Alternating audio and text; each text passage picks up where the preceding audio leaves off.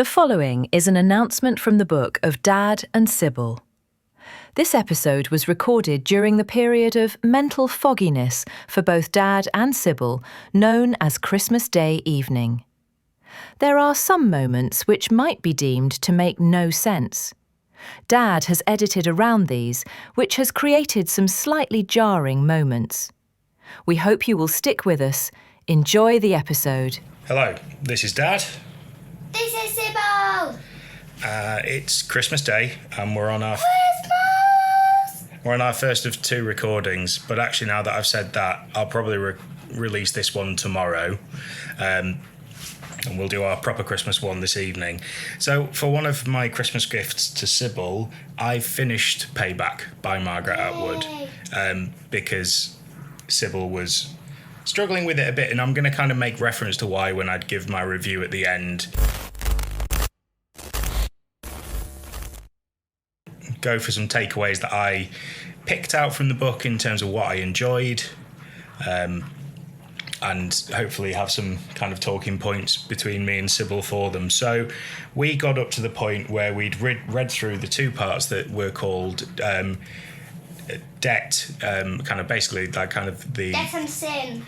Debt and Sin we just read, and there was Debt Through the Ages, which talked about some of the old gods that represented debt and balance and justice. So the bit that we got up to, the bit that I started from, was debt as plot.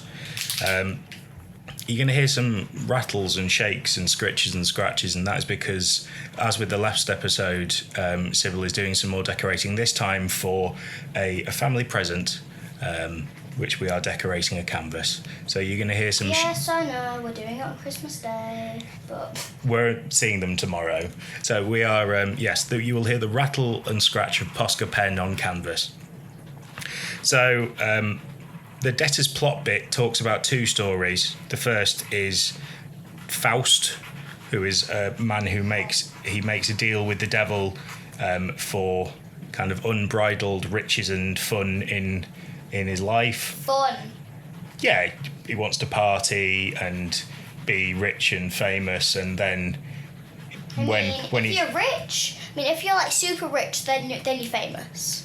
So you don't need to ask for all of those things. I guess you could be rich. You just need to ask for one. Rich but not famous, maybe. But like super duper rich. But the idea here is Famous. that he makes a contract with the devil, and basically the devil says, yes, I will give you all of that stuff. However, In return for your soul. I will. Yeah, you owe me a soul. And at the end of the story, Faust gets ripped apart by demons. Are you sure? Am I sure? Yes, pretty sure. There's two versions of there's two famous versions. And I've never heard of any of them, except now. And then the opposite of that was about A Christmas Carol by Charles Dickens. Yeah. And about Scrooge. Interesting, I found out reading this book was that Charles Dickens' father was actually put in a debtor's prison. What's so that? A prison specifically for people who did not pay their debts. And that meant that Charles Dickens had to leave school at 12 to work in a factory. So he was That's sad. So that's where he got all his information from, and also interviewing like people who worked. Yeah, I suppose that influenced a lot of his books, there's a lot of things around debt, and Scrooge is an accountant? He's a money lender. But he doesn't lend any money. No, he doesn't spend any. He doesn't spend any money. He's an absolute skinflint. But it basically talks about the fact that Faust. Yeah, no. Faust is like, he gives out. He wants lots of worldly possessions. It's not red. And then eventually loses his soul. Whereas Scrooge spends the beginning of his novel not Being bad. basically not accruing lots of wealth and not enjoying it at all. Humbug. Yeah. Bah, humbug. Just walks around with the humbug shout. The idea of being able to charge interest on your money is a relatively new one. It used to be not allowed. If you were a Christian, you weren't allowed to charge interest on the money that you lent out. That was a sin. What's charging interest? So if you get a loan from somebody, you borrow money. Oh yeah, then you're expected to give something. Yeah, you're back. giving a bit of extra on top.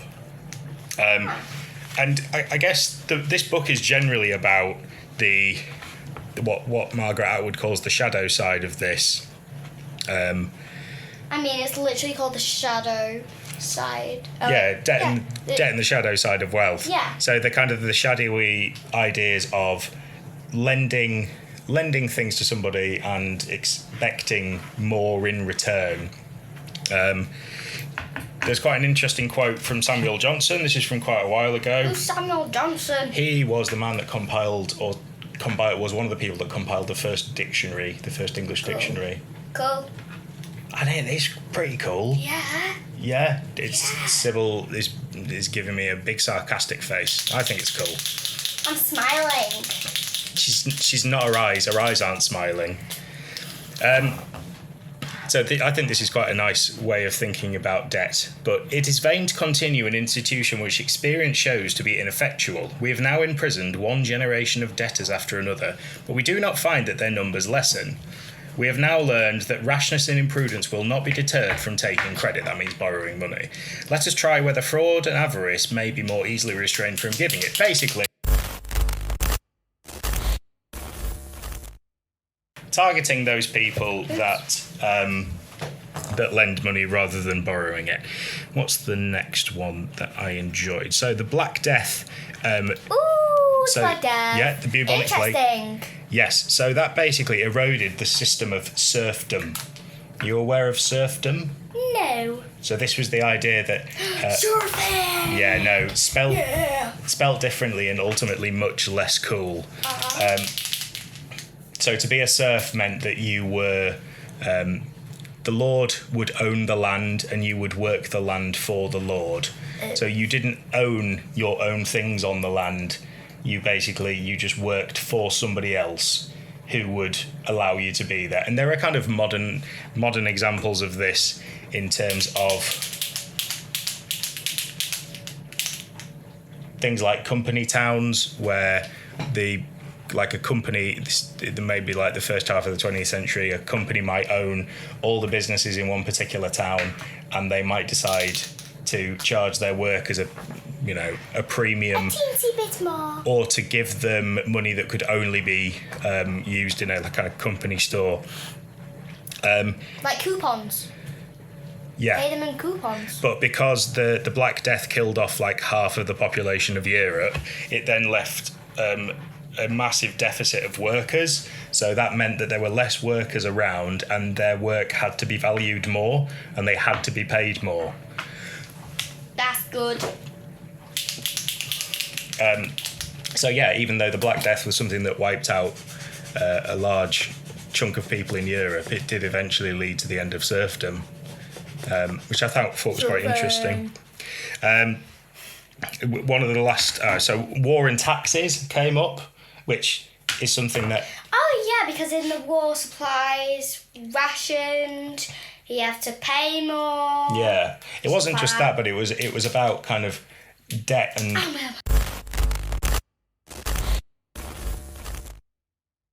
It's not just about obviously you need to be able to finance wars, so you might need to tax people more, but also the fact that these kind of tax things, especially in revolutions and where a government or a monarchy is overthrown, often leads into taxes. So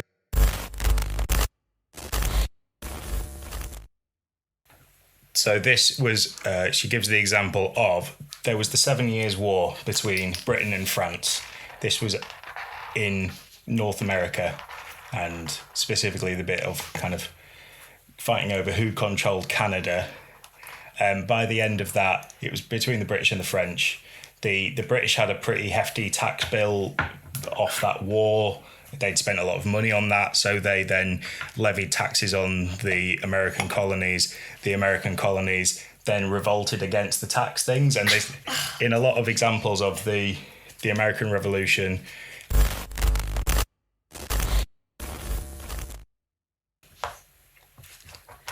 so in the American Revolution, and also in the French Revolution, with the American War of Independence and the French Revolution, they burnt the tax records in both of those instances as if to kind of wipe away the memory of money owed.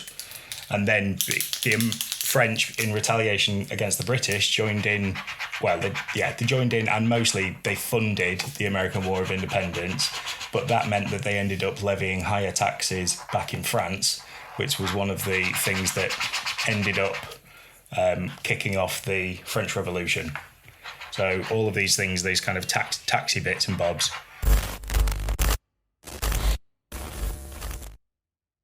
So in terms of a review, I loved this book, and it gets a really solid 5 out of 5 for me reading it as a grown-up. As a kid, though. I don't know, but I think it's probably fair. And I think with other books, I might have said, hey, press forward and keep going with this. But as I was reading it, I kind of got.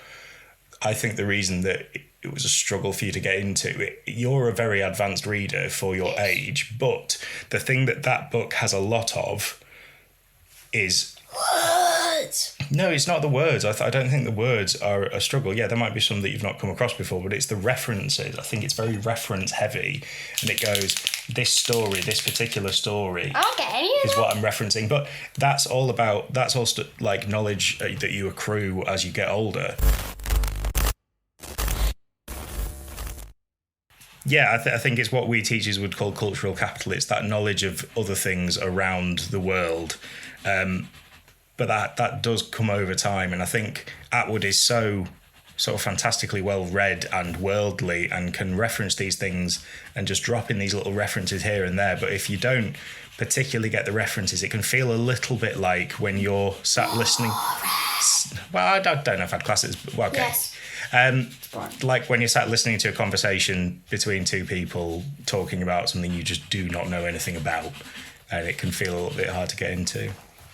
I don't know, actually I do know, basketball. Yeah, like sitting and listening to two people anything talk about about basketball. That's fair. All I know is a slam dunk. Yeah.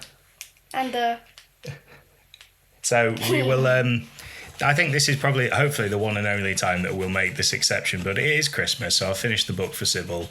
I thoroughly enjoyed it, so I still had a good time with that.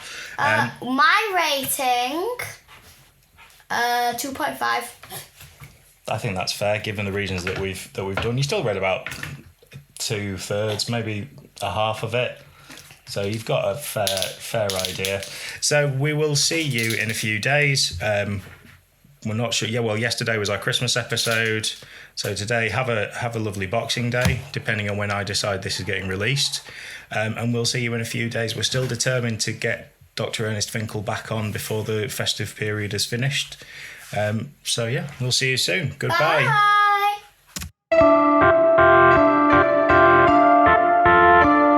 Literature.